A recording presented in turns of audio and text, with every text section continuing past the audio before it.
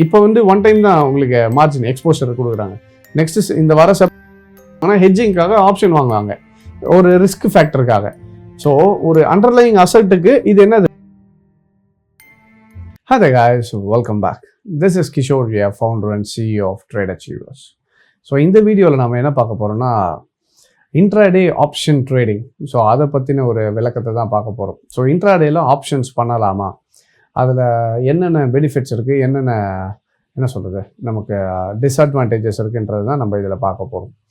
So most of the people நான் சந்தித்ததில் plus என்னோடய ஸ்டூடெண்ட்ஸாக இருக்கட்டும், கிளாஸ்க்கு வரவங்களாக இருக்கட்டும், இவங்க எல்லாருமே சொல்கிறது, சார் இன்ட்ராடேயில் ஆப்ஷன் எப்படி பண்ணுறது, அப்படி ஒரு கேள்வி அடிக்கடி வரும்.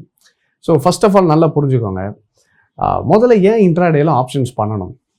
இப்போது ஃபார் எக்ஸாம்பிள் முதல்ல இன்ட்ராடே எதுக்கு பண்ணணும் அப்படின்றத முதல்ல புரிஞ்சுப்போம். இன்ட்ராடேன்றது எதுக்கு பண்ணுவோன்னா, கையில் என்கிட்ட புரோக்கர் கேட்குற அளவுக்கு ஃபுல் மார்ஜின் எல்லாம் கட்ட முடியல. அந்த கட்ட முடியாததுக்காக நான் என்ன பண்ணுவேன்னா எக்ஸ்போஷர் யூஸ் பண்ணி இன்ட்ராடேயில் ட்ரேட் பண்ணுவேன். இதுதான் கான்செப்ட். ஃபுல் அமௌண்ட் என்கிட்ட கிடையாது. இப்போ ஃபார் எக்ஸாம்பிள் நான் ஒரு நிஃப்டியில் ட்ரேட் பண்ணோன்னா எனக்கு ஃபியூச்சரில் ட்ரேட் பண்ணுறதுக்கு 1 லட்ச ரூபா எனக்கு ஃபுல் அமௌண்ட் வேணும்.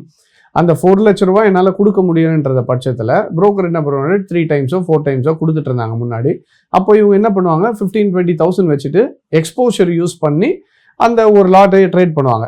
ஆனால் என்ன பண்ண முடியாதுன்னா அதை அடுத்த நாள் கேரி ஃபார்வர்ட் பண்ண முடியாது. அன்னைக்கு டெய்லி என்ன பண்ணி ஆகணும், நம்ம பொசிஷனை க்ளோஸ் பண்ணி ஆகணும், ரைட்? ஸோ இப்போ இந்த விஷயத்துக்காக தான் இன்ட்ராடேன்ற ஒரு கான்செப்டே பண்ணிட்டு இருந்தாங்க. இப்போ ஆப்ஷன்லேயும் அதே தான் நான் பண்ணுறேன் அப்படின்ற மாதிரி நிறைய பேர் சொல்லிட்டு இருக்கீங்க. ஸோ ஃபர்ஸ்ட் ஆஃப் ஆல் என்னன்னா, ஆப்ஷனில் பையிங் பண்ணுறீங்க, கால் பை பண்ணாலும் சரி, புட்டு பை பண்ணாலும் சரி, ரெண்டுமே ஃபுல் அமௌண்ட் கட்டி தான் வாங்க போகிறீங்க. இப்போது லட்சே 15,000 நான் கால் ஆப்ஷன் வாங்குறேன்னா, அந்த 15,000 கால் ஆப்ஷனுக்கு எனக்கு எக்ஸ்போஷர்லாம் யூஸ் பண்ண போகிறது இல்லை. என்ன அமௌண்ட்டோ அந்த அமௌண்ட்டை ஃபுல் மார்ஜின் நான் கொடுத்துட்ட பிறகு தான் அந்த ட்ரேடை நான் எக்ஸிக்யூட் பண்ண முடியும். இப்போ அதோட வேல்யூ வந்து லட்சே 5,000 rupees இருக்குன்னா, நான் அந்த 5,000 ரூபா என்ன பண்ணணும், நான் 15,000 காலுக்கான 5,000 ரூபாவை நான் கொடுத்தா மட்டும்தான் நான் அந்த ட்ரேடை எக்ஸிக்யூட் பண்ண முடியும்.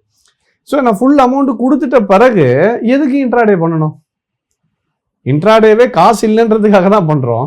இன்ட்ராடேக்கு ஃபுல் அமௌண்ட்டு இப்போ ஃபுல் அமௌண்ட்டே நம்ம ஆப்ஷனுக்கு கொடுத்தாச்சு, அப்புறம் எதுக்கு நீங்கள் இன்ட்ராடே பண்ணணும்? லாஜிக் புரியுதுங்களா? அண்ட் எல்லாரோட கான்செப்டை நான் பேசும்போது கேட்டது என்னென்னா, சார் நான் இன்ட்ராடே பண்ணுறதுக்கு ரீசன் என்னென்னா, ஆப்ஷன் மட்டும் இல்லை பொதுவாகவே சொல்கிறேன், நான் இன்ட்ராடே பண்ணுறதுக்கு ரீசன், முக்கியமான ரீசன் பார்த்தீங்கன்னா, நான் அடுத்த நாள் என்ன ஆகும்னு எனக்கு தெரியல சார். இன்கேஸ் மார்க்கெட் வந்து திடீர்னு கேப் அப் ஆகிடுச்சுன்னா, கேப் டவுன் ஆகிடுச்சுன்னா எனக்கு ஹியூஜ் லாஸஸ் வந்துடும். அதனால தான் நான் வந்து இன்ட்ராடேயில் முடிச்சிக்கணும்னு பார்க்குறேன். அன்னன்னைக்கே நான் வந்து ப்ராஃபிட் பண்ணிவிட்டு வெளியே வந்துடணும். சரி, நம்ம சொல்கிறது என்னவோ ஒன்று தான், அன்னன்னைக்கே ப்ராஃபிட் பண்ணிட்டு வந்துடணும். ஆனால் அன்னன்னைக்கு எத்தனை பேர் ப்ராஃபிட் பண்ணுறோம்? இன்ட்ராடேன்ற கான்செப்டில் போயிட்டு எத்தனை பேர் சக்ஸஸ்ஃபுல்லாக ப்ராஃபிட் பண்ணிட்டு வெளியே வந்திருக்கோம்? ஸோ அதையும் நம்ம பார்க்கணும் முக்கியமாக.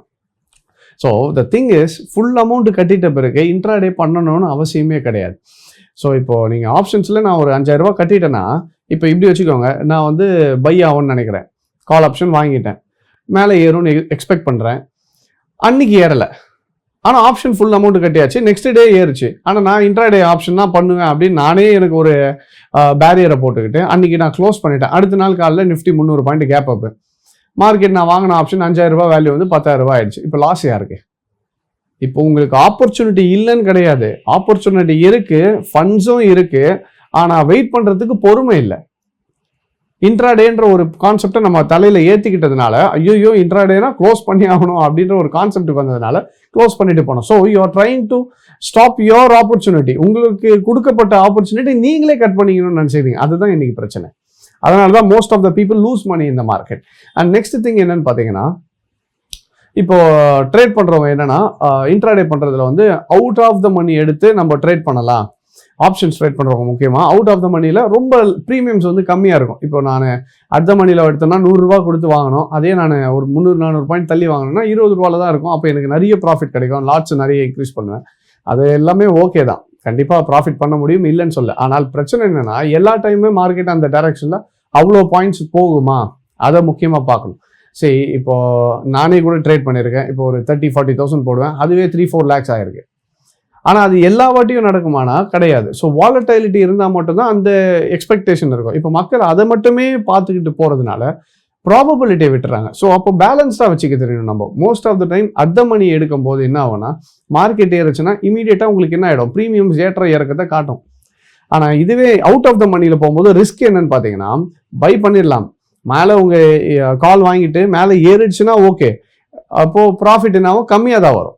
20 ரூபா வாங்கினது 21 ரூபா ஆகும். ஆனால் இறங்கிடுச்சு மார்க்கெட்டு ரிவர்ஸில் போயிடுச்சுன்னா ப்ரீமியம்ஸ் இமீடியட்டாக கரைக்க ஆரம்பிச்சிடும் because of the extrinsic value of the market. இப்போ நீங்கள் அட் த மணிலையும் அவுட் ஆஃப் த மணிலையும் இன்ட்ரென்சிக் வேல்யூவே இருக்காது. இந்த மணியில் மட்டும் தான் இன்ட்ரென்சிக் வேல்யூ இருக்கும், மற்றது எல்லாமே எக்ஸ்ட்ரென்சிக் வேல்யூ. ஸோ ஒரு வேல்யூவே இல்லாத பொருளுக்கு நீங்கள் என்ன கொடுக்குறீங்க, காசு கொடுத்து வாங்கி வைக்கிறீங்க. அப்போ அது எக்ஸ்பைரி டே, அதனால தான் என்ன ஆயிடுது, உங்களுக்கு தேட்டா வேல்யூ கம்மியாக உங்களுக்கு டேஸ் டு எக்ஸ்பைரி கிட்ட வர எல்லாமே நமக்கு ஜீரோ ஆகிட்டு போயிடுது. ஸோ இது தெரியாமல் நிறைய பேர் என்ன பண்ணுறோம், நம்ம அவுட் ஆஃப் த மணி மட்டும் தான் வாங்கணும், தள்ளி இருக்கிறது கம்மி ரேட்டுக்கு வாங்கணும் அப்படின்ற ஒரு மைண்ட் செட்டுக்கு வந்துட்டோம். ஸோ அதுலேயும் we have to be very careful. இன்னொரு எக்ஸாம்பிள் சொல்லணும்னா, இப்போ ஷேர்ஸ் பார்த்தீங்கன்னு வச்சுக்கோங்களேன், ஒரு பென்னி ஸ்டாக் எடுத்துப்பாங்க. மக்களோட மைண்ட் செட் என்னன்னா, சின்ன கம்பெனி பென்னி ஸ்டாக்ல நிறைய இன்வெஸ்ட்மெண்ட்டை போடு, ஆனால் பெரிய கம்பெனி பெரிய ஷேர் ப்ரைஸ்னால் போடாது. இப்போ ஃபார் எக்ஸாம்பிள் வச்சு எம்ஆர்எஃப் இருக்குது, ஒரு 40,000 rupees ட்ரேட் ஆயிருந்த எம்ஆர்எஃப் 90,000 வரைக்கும் போச்சு. அதே ஒரு பென்னி ஸ்டாக் வந்து 5 ரூபா 10 ரூபாயில் வாங்கி வச்சிருப்பாங்க. ஆனால் அது என்ன ஆகல, உங்களுக்கு அப்படியே தான் இருந்துச்சு, கடைசி வரைக்கும் ஏறவே இல்லை. ஆனால் 40,000 இங்கே எவ்வளோ ஆயிடுச்சு, உங்களுக்கு 90,000 ஆயிடுச்சுன்னா உங்களுக்கு almost double your investment. So it is not about picking the lowest amount of stock or lowest amount of option. It is about making a good quality of stocks or an option. ஒரு option நல்ல quality option எதுன்றது check பண்ணணும் நம்ம. அப்போ market இவ்வளோ தூரம் போகும் தெரிஞ்சுன்னா அதுக்கேற்ற அட் மணி ஆப்ஷனும் கொஞ்சம் அவுட்டில் எடுத்தால் பரவாயில்ல. ஒரேடியாக போயிட்டு நிஃப்டியில் 2000 பாயிண்ட் தள்ளி உங்களுக்கு 5 ரூபா கிடைக்குதுனால 5 ரூபாய்க்கு போய் எடுத்து வச்சுருவாங்க, வரும். ஆனால் கடைசியில் வராது அது. இப்போ பட்ஜெட்டில் எடுக்கிறீங்கன்னா ஓகே, ஏன்னா நியூஸ் இருக்குது, அல்டிமேட்டாக மார்க்கெட்டில் ஒரு பெரிய லெவலில் வாலட்டிலிட்டி இருக்குன்னு தெரியும், இல்லை மேஜர் நியூஸ் டைமில் எடுக்கலாம். ஒன்றுமே இல்லாத டைமில் எடுக்கும்போது என்ன ஆகிடும், நமக்கு தான் பிரச்சனை அது. ஸோ இதில் ரொம்பவே காஷனாக இருங்க. அண்ட் இன்ட்ராடே பண்ணி ஆப்ஷன்ஸில் பண்ணணும்னு நினைக்கும் போது there are lot of risk involved. இப்போ என்னன்னா, உங்களுக்கு இன்னைக்கு ஏறாத ஆப்ஷன் நாளைக்கு ஏறலாம். என்னோட எக்ஸ்பீரியன்ஸில் நான் சொல்கிறேன், சில ஆப்ஷன் வாங்கி வச்சிருந்தேன் நான், ஆல்மோஸ்ட் ஜீரோக்கு வந்துடுச்சு, 1 ரூபா 2 ரூபாய் ஆயிடுச்சு. திடீர்னு ஒரு நியூஸ் வந்து அந்த ஸ்டாக்கோட வேல்யூ 25% 30%, எனக்கு எந்த ஸ்டாக்குன்னு மறந்துட்டேன் நான், 25-30% ஏற்றினாங்க அந்த ஸ்டாக்கு. திருப்பி இந்த 1 ரூபாயில் இருந்த ஆப்ஷன் மறுபடியும் 17 ரூபா 18 ரூபா போய் ப்ராஃபிட்டுக்கு வந்துச்சு எனக்கு அந்த ஸ்டாக் ஆப்ஷன். ஸோ ஆப்ஷனை பொறுத்த வரைக்கும் ஆப்பர்ச்சுனிட்டி இருக்குது, ஆனால் மக்கள் நாம என்ன பண்ணிக்கிறோம், நம்ம ஆப்பர்ச்சுனிட்டி நாமளே கட் பண்ணிக்கிறோம். ஸோ அதை தான் நான் சொல்ல வரேன். Intraday for option is not recommended. இன்னொன்று நல்லா புரிஞ்சுக்கோங்க, இந்த இன்ட்ராடே பண்ணுறவங்க, இன்ட்ராடே கான்செப்டில் பண்ணலான்னு நினைக்கிறவங்க, இந்த செப்டம்பரோட செபியோட ரூல் படி இதுக்கப்புறம் no more exposure. Full margin இருந்தால் மட்டுமே நீங்கள் என்ன பண்ண முடியும், ட்ரேட் பண்ண முடியும். So in case option selling writing போனாலும் நீங்கள் என்ன பண்ணி ஆகணும், ஃபுல் மார்ஜின் கட்டினால் மட்டுமே ட்ரேட் பண்ண முடியும். ஸோ இன்னும் ஒரு 6 மாதம் தான் இருக்குது. இன்னும் 6 மாதத்தில் செப்டம்பர் வந்துச்சுன்னா ஃபுல் மார்ஜின். இப்போ வந்து ஒன் டைம் தான் உங்களுக்கு மார்ஜின் எக்ஸ்போஷர் கொடுக்குறாங்க. நெக்ஸ்ட் இந்த வர செப்டம்பர்லேருந்து நோ மோர் எக்ஸ்போஷர்.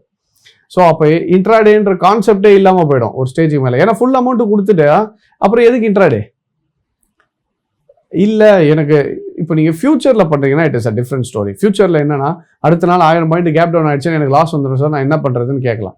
ஆப்ஷன் காலில் வாங்கி வச்சிங்கன்னா உங்களுக்கு லாஸே அந்த ஆப்ஷன் மட்டும் தான். இப்போ என்னன்னா, ஒரு ஃபியூச்சர் வாங்குறாங்க, ஃபியூச்சருக்கு என்ன பண்ணுவாங்கன்னா ஹெட்ஜிங்காக ஆப்ஷன் வாங்குவாங்க, ஒரு ரிஸ்க் ஃபேக்டருக்காக. ஸோ ஒரு அண்டர்லைங் அசட்டுக்கு இது என்னது, உங்களுக்கு இன்சூரன்ஸு.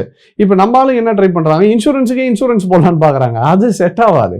ஸோ ஆப்ஷன்ஸ்ன்றது ஒரு இன்சூரன்ஸ் மாதிரி. அடிச்சதுன்னா ஜாக்பாட், ஓகே நல்ல மார்க்கெட்டில் ஏறிச்சு, மார்க்கெட்டு நம்ம அதுக்கேற்ற மாதிரி எக்ஸ்பெக்ட் பண்ணுறோம், ட்ரெண்ட் அனலைஸ் பண்ணுறோம், மார்க்கெட் அப் ட்ரெண்ட்னு கண்டுபிடிச்சிட்டோம், இவ்வளோ தூரம் போகும்னு தெரிஞ்சு மார்க்கெட் ஏறும்போது it will give you reasonable profits. இல்லை நான் வந்து சும்மா போட்டு வைக்கிறேன்னா லாஸஸ் வரதுக்கான வாய்ப்பு ஜாஸ்தி. அண்ட் அதே டைமில் இன்ட்ராடே பண்ணேன்னா இன்னும் எனக்கு ஆப்பர்ச்சுனிட்டியை நானே கெடுத்துக்கிறேன். ஸோ இதை மைண்டில் வச்சுக்கிட்டு ட்ரேட் பண்ணால் மட்டும்தான் யூ கேன் சஸ்டெயின் இந்த மார்க்கெட். அண்ட் மை சஜஷன், நான் ஏற்கனவே நிறைய வீடியோஸில் சொன்னது தான், இன்னும் 6 மாதத்தில் நமக்கு நோ மோர் எக்ஸ்போஷர், ஃபுல் மார்ஜின்றதுனால options is a good thing to start. So இந்த வீடியோ பண்ணுறதுக்கு ரீசன் என்னென்னா, எல்லாருக்கும் ஒரு அவேர்னஸ் போகணும். ஆப்ஷன்ஸை இப்போ நம்ம ட்ரேட் பண்ணுறது it is beneficial to us. இன்னும் 6 மந்த்ஸுக்குள்ளே நமக்கு மார்ஜின் இல்லைன்னும் போது இப்போத்துலேருந்தே நீங்கள் உங்களோட போர்ட்ஃபோலியோ கேட்டகரைஸ் பண்ணிட்டு வரலாம். நீங்கள் இப்போ ஆப்ஷன்ஸில் எப்படி ட்ரேட் பண்ணலாம், எப்படி பண்ணணுன்றதெல்லாம் கற்றுக்கிட்டு என்ன பண்ணலாம், இப்போத்துலேருந்தே ஸ்லோவாக ஆப்ஷன் ட்ரேடராக மாறிட்டீங்க. ஸ்டாக்ஸும் பண்ணுறேன், இன்வெஸ்ட்மெண்ட்ஸும் இருக்குது எனக்கு, அதே டைமில் ட்ரேடிங்கும் பண்ணுறேன். ஆப்ஷன்ஸில் பண்ணும்போது இட் வில் பி பெட்டர். ஏன்னா ஃபியூச்சரில் மார்ஜின் இல்லாததுனால, எல்லாரும் அஃபோர்ட் பண்ண முடியாததுனால option will be better option. இதுதான் நான் சொல்ல வேண்டியது. ஸோ ஸ்லோவாக கற்றுக்கோங்க, ஆப்ஷன்னா என்னென்னு புரிஞ்சுக்கோங்க. ரொம்ப அவுட் ஆஃப் த மணியில் போய் ட்ரேட் பண்ண வேண்டாம். அதே டைமில் இன்ட்ராடேன்ற ஒரு கான்செப்டை ஆப்ஷன்லேயும் புகுத்தி நீங்களே உங்கள் ஆப்பர்ச்சுனிட்டியும் கெடுத்துக்காதீங்க. அட் த மணியில் கான்சன்ட்ரேட் பண்ணுங்கள். ஒரு ஸ்ட்ரைக் 2 ஸ்ட்ரைக் தள்ளி இருக்கிற ஆப்ஷன்ஸை பார்த்துட்டு, இதுக்கெல்லாம் முன்னாடி ஆப்ஷன் ட்ரேட் பண்ணாலும் க்ளீனாக டெக்னிக்கலில் அண்டர்ஸ்டாண்ட் பண்ணிக்கிட்டு மார்க்கெட் மேலே தான் ஏற போகுதுன்னு 100% தெரிஞ்சால் மட்டும்தான் கால் ஆப்ஷன் நேக்கடாக போகணும். 100% மார்க்கெட் டவுன் ட்ரெண்டுன்னு தெரிஞ்சால் தான் புட் ஆப்ஷன் எடுக்கணும். இல்லை எனக்கு தெரியலனா ஆப்ஷன் ஸ்ட்ராட்டஜியாக போகணும். இல்லை என்னன்னா இப்போ ஃபார் எக்ஸாம்பிள் வி ஹவ் ஸ்ட்ரேடல்ஸ், ஸ்ட்ராங்கிள்ஸ், இந்த மாதிரி பட்டர்ஃப்ளை, அயன் கார்னர், இந்த மாதிரி நிறைய டிஃப்ரெண்ட் ஸ்ட்ராட்டஜி இருக்குது. அந்த ஸ்ட்ராட்டஜிக்கெல்லாம் போனால் எனக்கு எந்த பக்கம் போகுதுன்னு தெரியல, ஆனால் போட்டு வச்சா மந்த்லியில் எனக்கு ஒரு ரிட்டர்ன்ஸ் வர மாதிரி ஒரு ஸ்ட்ராட்டஜிக்கலாக போகலாம். அதுக்கும் ஆப்ஷன்ஸில் வழி இருக்குது.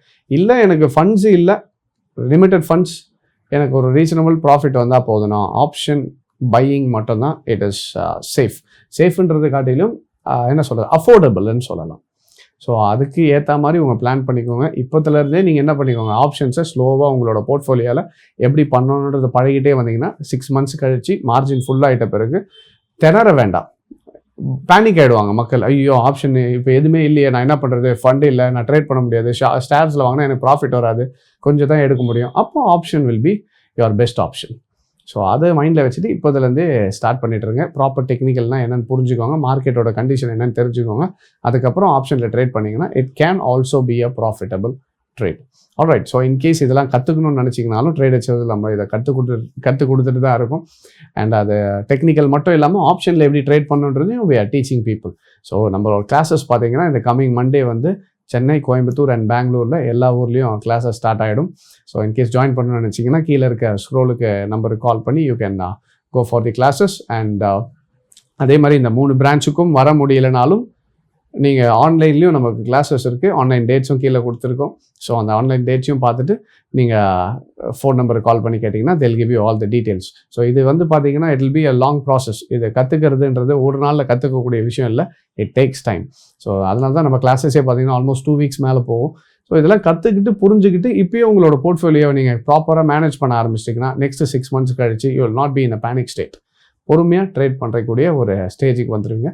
ஸோ கற்றுக்கிட்டு மார்க்கெட் என்னென்னு புரிஞ்சுக்கிட்டு ட்ரேட் பண்ணிங்கன்னா it will be a profitable business for you. So I hope this video was useful. So thank you very much for joining. Take care.